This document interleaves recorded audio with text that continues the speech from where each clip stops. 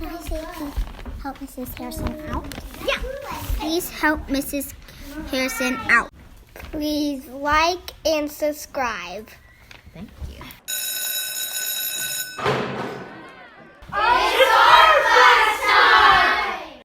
Hey there! Today we're going to continue working on the design element line, and our project today is called Black Glue Leaves. I hope you like it. Stay tuned! Black Glue Leaves. Supplies: pencils, 12 by 18 all media or painting paper, real leaves, fake leaves, cut out copies of leaves, oil pastels, watered down watercolor or tempera, black glue. Making black glue. You must check out a hilarious video by art teacher Cassie Stevens on the evils of glue bottles. Somehow, those glue bottles manage to get clogged when you need them most and cause huge headaches. Painting glue onto projects with a brush or Q-tips out of containers of glue with lids works really well. I also use some small bottles that come in tie-dye kits. They have a small opening and they don't get clogged. Fill the bottles halfway with white or Elmer's glue, then fill to 3/4 full with black acrylic paint. Stir or shake well, easy peasy. Color washes. The way you make the color wash is simple. Put a little bit of watercolor from a tube or a little bit of tempera paint into a clear cup and fill with a little bit of water. Stir it up and test it out on some paper. Make sure it's not too washed out and bright enough to make a beautiful background. I'm always on the lookout for an artist to introduce to my students who is living and creating work in the times we are living in. Most of the time, they learn about artists who lived long ago. Recently, I discovered an artist at an art fair in California named Greg Vizentainer, or Viz for short. He has made a career from doodling.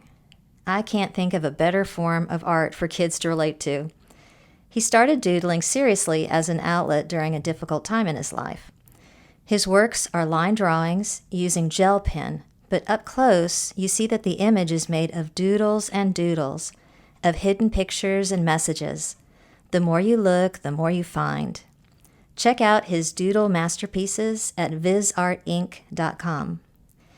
After encouraging your students to some doodling of their own in their sketchbooks, bring out real leaves, fake leaves, or cut out copies of leaves. I use all three in different sizes and different kinds. Lay them out on the tables and hand out drawing paper that can also be painted on. Construction paper will work, but painting paper or all media paper is best. It has some texture or tooth to it for the dry media, but it can take the wet media as well without curling up as it dries. Important. Have them write their names lightly in pencil somewhere on the front so you can tell whose work it is without having to turn over wet artwork.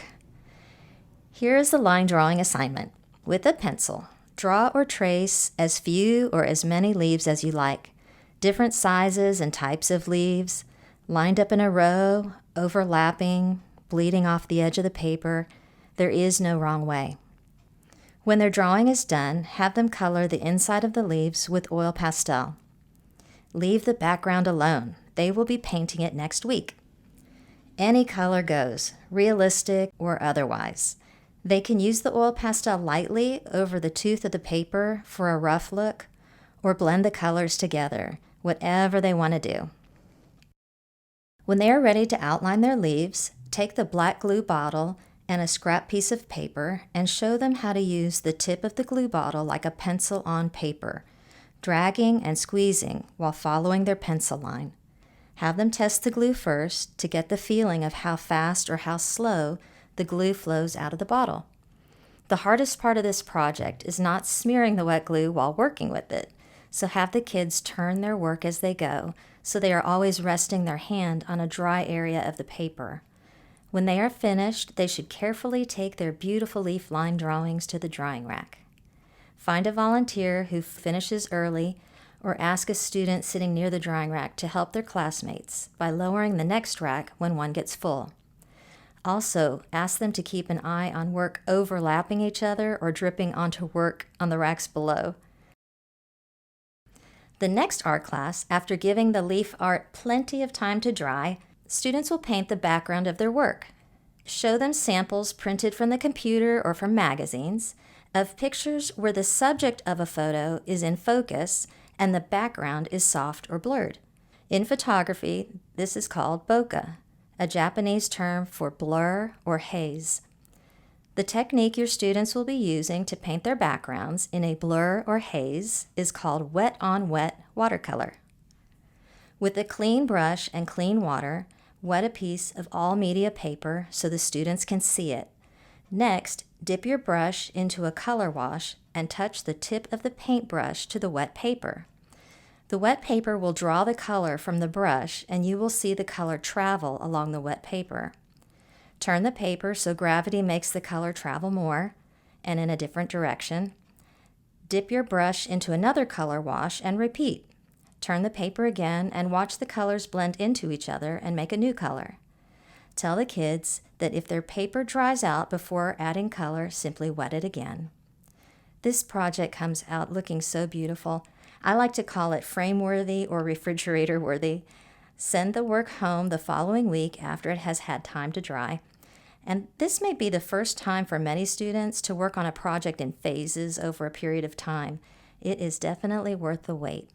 So guys, tell me, what is your favorite thing about art?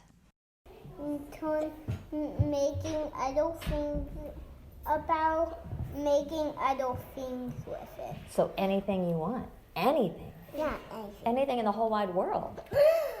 You can make everything in the world. Anything. Or you can make an Eiffel Tower. Not yet.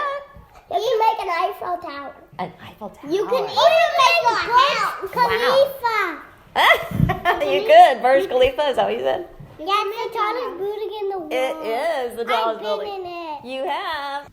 Please subscribe for Mrs. Harrison.